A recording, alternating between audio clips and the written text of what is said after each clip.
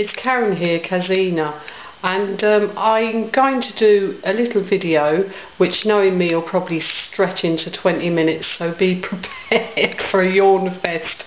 But I was up in the attic earlier today, and when I did a little video, and I have loads of comics up there, and I thought maybe I could show you some of the comics that I own.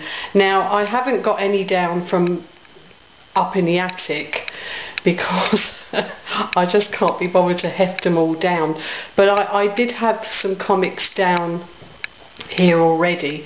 So I'm just going to go through a pile of some of the comics I own. I actually intended to sell a lot of these, and of course, me being me, I never like to sell anything I've collected, so I decided against selling them, and they've just been sitting down here for months and months and months, so they're not what I would consider the best of my collection. I've got some really nice ones up in the attic, but I'm just going to show you some of the stuff I've got down here.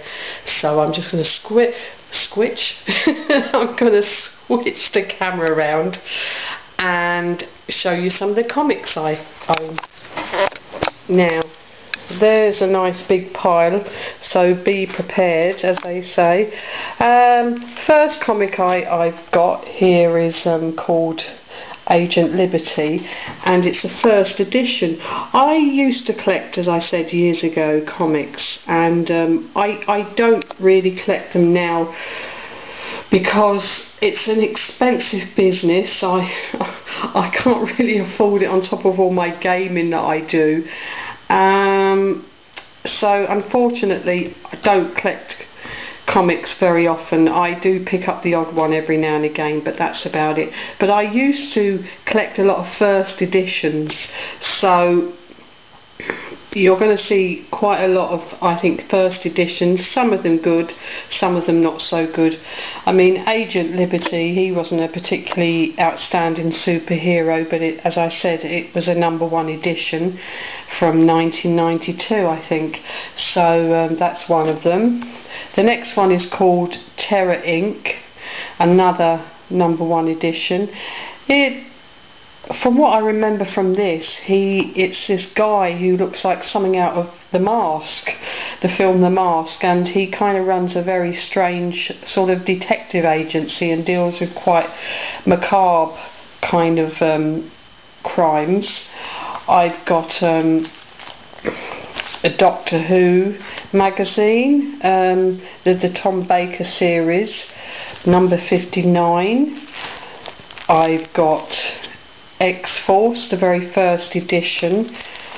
Again, this came in a sealed this actually comes sealed, and I haven't opened it, and it says it comes with a superhero trading card, and from what I can see at the back there appears to be 2, but as I said, I've not opened it, so I don't actually know who it is, and part of me is tempted to open it, and another part thinks, oh no, don't, it's sealed.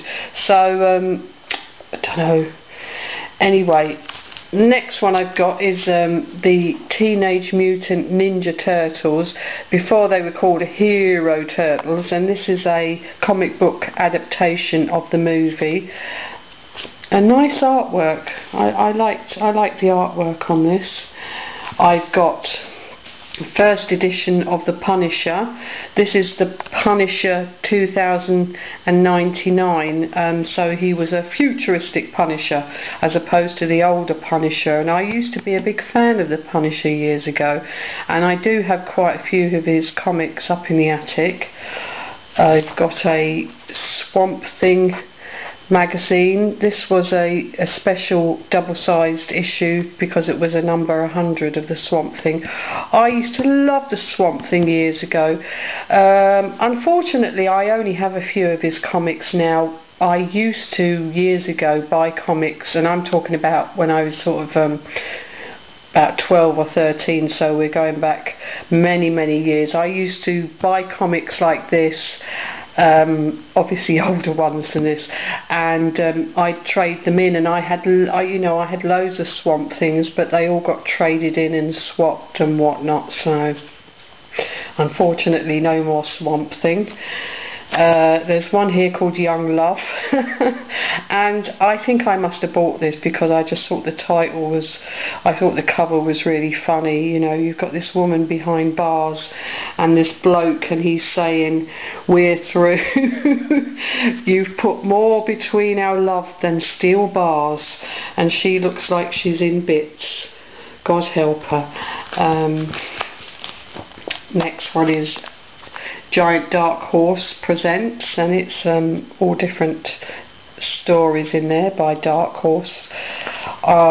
Submariner number 11. This is quite an old comic, but I remember I picked this up years ago. I think I paid something stupid like 50p for it, but I have to be honest, I was never a fan of Submariner, and this is actually the only Submariner comic I own. I've got a mini-series here. There's 4 of the Red Tornado. I always had a soft spot for the Red Tornado, part of the Justice League of America, and I always quite liked him. I don't know why. There's a first edition of a magazine called Helena, which I can not tell you anything about because I can't remember it. And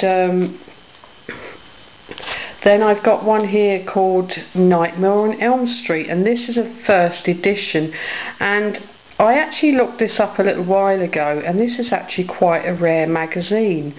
It's obviously from the film, but I believe this is worth £30+ now, so blimey. I didn't pay that when I bought that years ago when it came out, so it's nice to have. I must admit, it is nice to have some comics that are collector's items like this.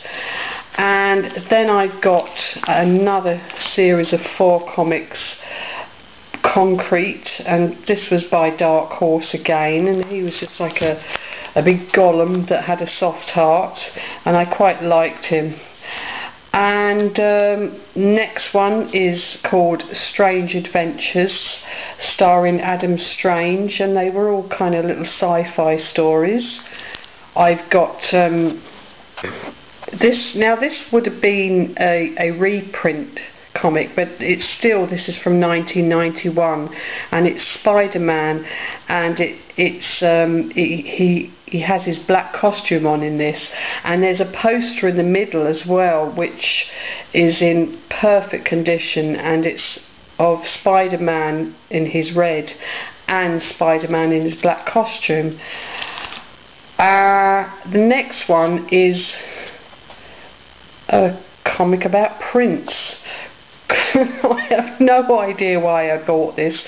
I'm not even a big fan of Prince, but I just thought maybe one day it'd be worth something, so I've got a comic book with Prince, and I can actually see that my battery is flashing on this camera, so what I'm going to do, and because I'm going to probably be waffling on endlessly, I will make this part 1 of my little comic collection. So please hold your horses and wait with bated breath for me to return with part 2.